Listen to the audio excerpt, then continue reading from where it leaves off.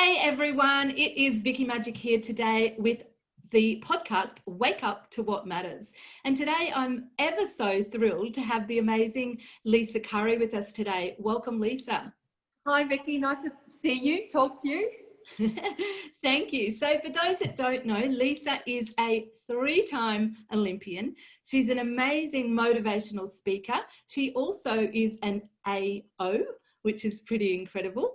And I'll get Lisa to share a little bit more about who she is and what she does. Oh, okay. Thanks, Vickie. Well, I've been around for a long time. So a lot of people around my age have probably grown up with me. And, you know, I get people all the time in the streets coming to talk to me and saying they have grown up with me and they love everything that I do. And then, of course, you've got people who, you know, don't give two hoots about what I've done in the past. And that's fine as well. And, you know, I just keep going on in every stage of my life, kind of redeveloping, reinventing who I am and what I do, because I'm not the same person as I was when I went to the Olympics. So it's all a case of reevaluating your life and, you know, thinking about your long-term goals are really important for me. Short-term goals are important. Having a picture of what your life would like to look like. So that's where I am at the moment, really reinventing the new next 10 to 20 years for me. So I'm very happy about that.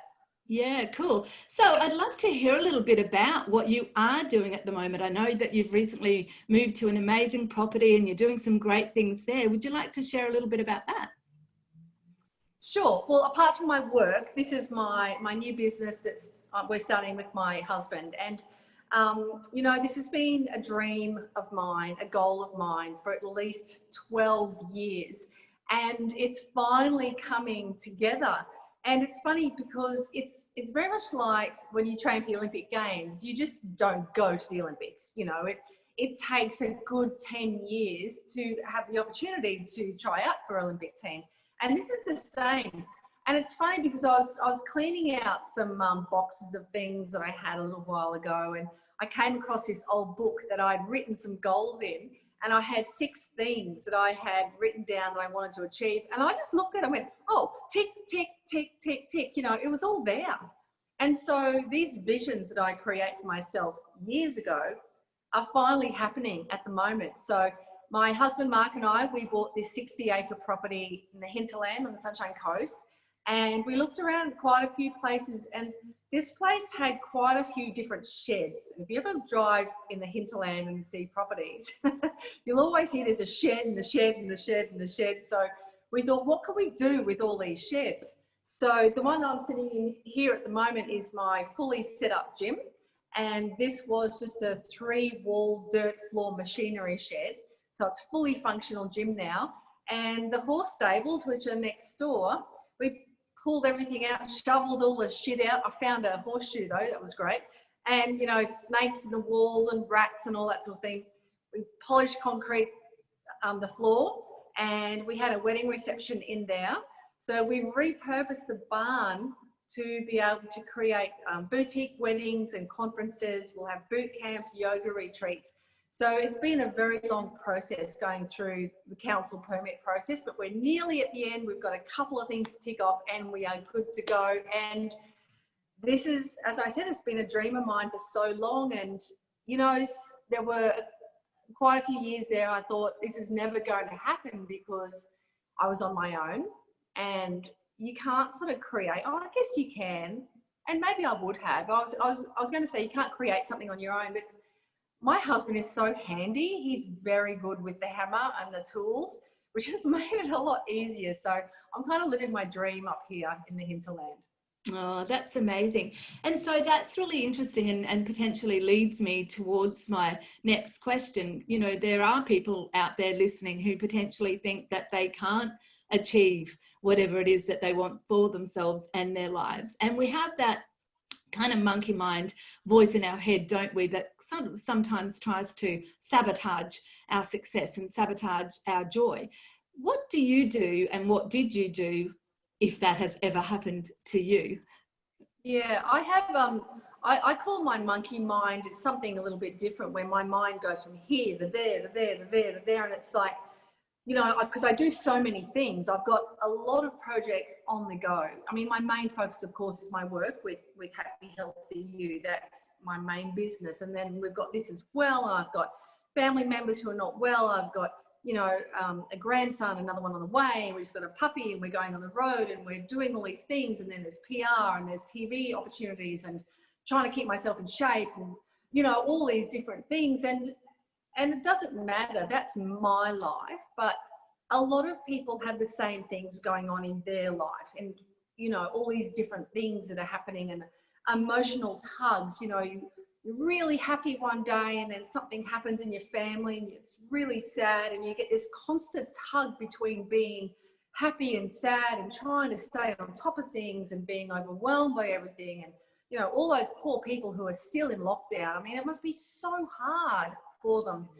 But I think the most important thing to remember is to know in your mind that everything was going to be okay, and to try and find each day some peace and contentment and quiet time, and remind yourself that you are exactly on the track that you're supposed to be on, and that everything that you tell yourself actually matters. And, you know, we all have doubt. We all have that little horrible person sitting on our shoulder telling us, no, you can't do this. And, you know, it's too hard, and that doubt, you just sort of flick it off, you know. And what I find is really helpful for me, and I guess once people come out of lockdown, it's going to be easier for them too, but to walk in nature. Yeah. So because we're on 60 acres here, I can go for a walk in the morning with the puppy and walk through all the trees and, you know, pull out all the old branches and make a little pile and pick up this and do that and look up, and, you know, you see all the birds, and we've got koalas here, echidna, we've got the cows and the ducks and the geese. And, you know, if you stand still in nature and just listen, and you hear the birds, you hear the frogs, you hear the crickets.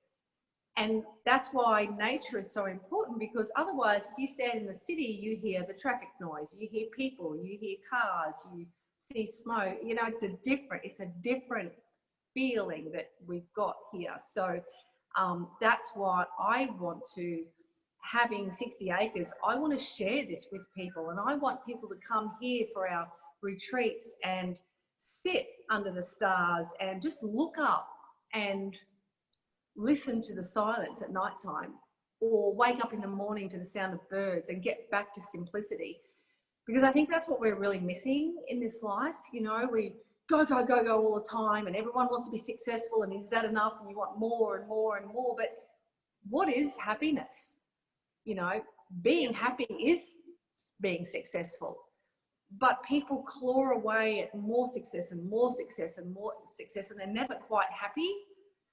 And yet you can sit under a tree, under the stars, and just think, wow, this is peaceful, this is contentment. And when you get to that point, then when things do go wrong, as they do, and things are tough, you can find your quiet time once again. And, you know, you've got to try and find that balance, because not everyone is always happy. And not everyone is always successful.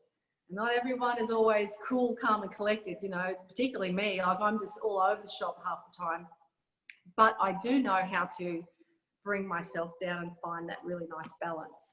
Yeah, that's the thing, isn't it? It's not about that we never go down, because if we, you know, we're human, so we're all going to go down at some stage. It's just kind of a matter of having those tools to get up quicker, isn't it? Yeah. Yes. And I guess that's, you know, one of the things that that this whole podcast is about, you know, waking up to what matters most, and really focusing our attention on those things. So I guess one thing that definitely I used to struggle with a lot, and I know that, you know, you potentially have had this happen yourself too, but I used to really have a high care factor on what people thought of me. You know, what are people going to say? What are people going to think? What are people going to, you know, and now I'm very attached to what people think of me is actually none of my business. How do you cope with that? Because you're like really in the limelight, and sometimes people are not kind. Often they are lovely and very kind, but how do you cope with that?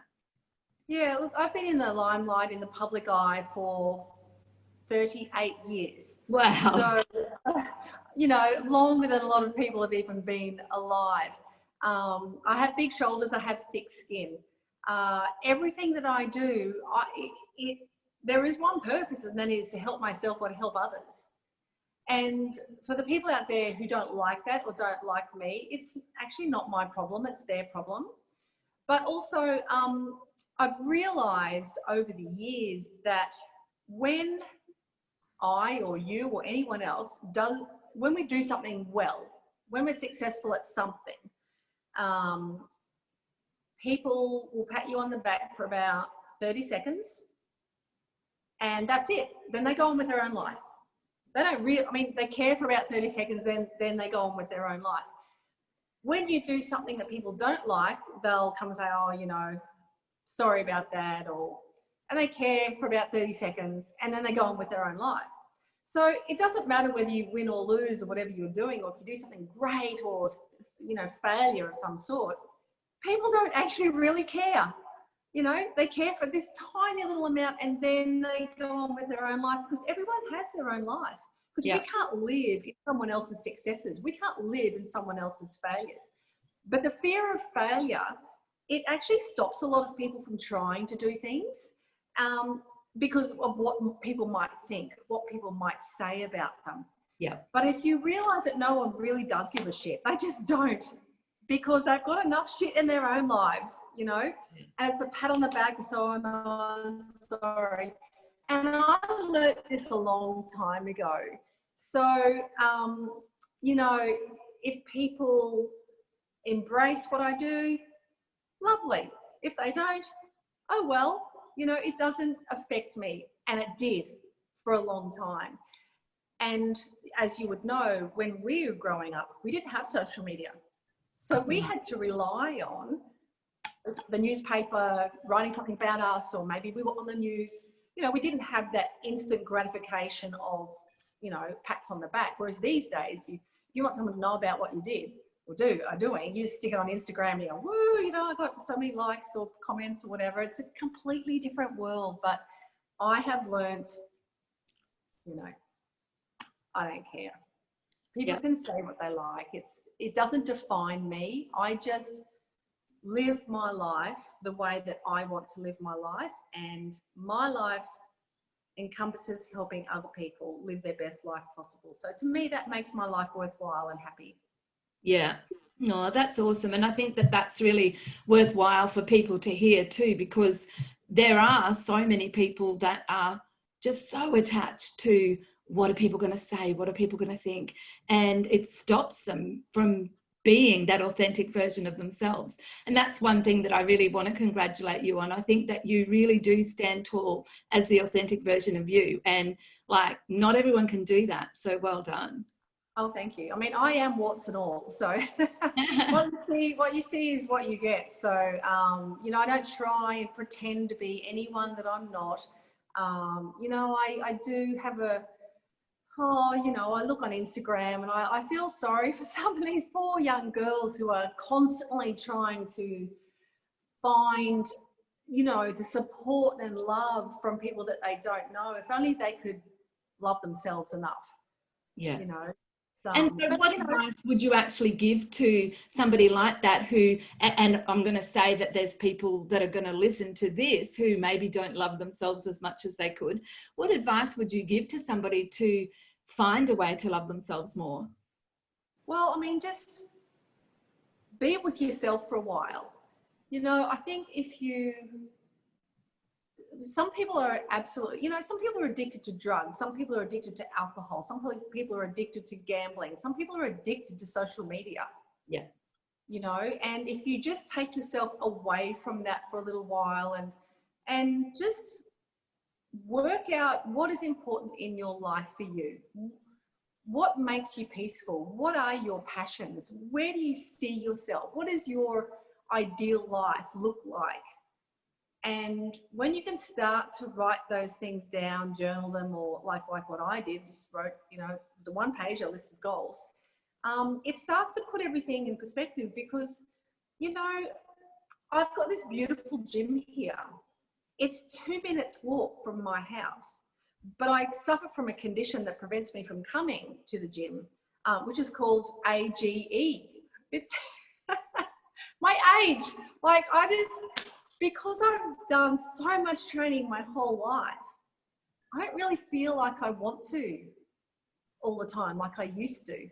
So you've got to work out what that balance is for you and what makes you truly happy. And you know what? So what if my jeans are a bit tight? I'll just buy another pair. You know, I do have a range of sizes, but I'm happy where I am at the moment. So it's all about finding what's happy for you. And sometimes in a family situation, it might be a bit hard too, because you have these goals and dreams and desires as an individual, but your husband may not buy into that. You might have, you know, kids, you're just so overwhelmed with the attention that they need that it, you know, maybe prevents you from achieving what you really is. So for people like that, I would say, don't ever lose those dreams. Don't ever lose that passion, but just baby steps, little bit at a time. Just try and, you know, do what you need to do to make your life amazing. Yeah, and do it just baby step, one step at a time. That's the thing, isn't it? Sometimes we, and when I say we, I do mean me, try to do too much, don't we? And so it then becomes quite overwhelming and too big, doesn't it? Yeah, but you know, that's not a bad thing. That's a sign of, you know, potential success. It's being able to manage it well. It's being able to stop yourself and say, hang on a minute, I'm starting to get snowed under here. Something needs to give. And then you need to, you know, sort out what needs to give. And, you know, when you're good at that as well, then, you know, things will roll along quite nicely. Yeah, and I think it's what you just said before as well. For me, I used to try and, you know, sort of jump to the top of the mountain in one big jump, whereas what I learned was actually if you just put one foot in front of the other, if you just take one baby step forward towards the top of the mountain, you'll get there. Yeah, but you know, you might take 2 steps forward and slide down the hill a little bit and go 5 steps back, you know, but when that happens, don't lose the lesson of why that happened.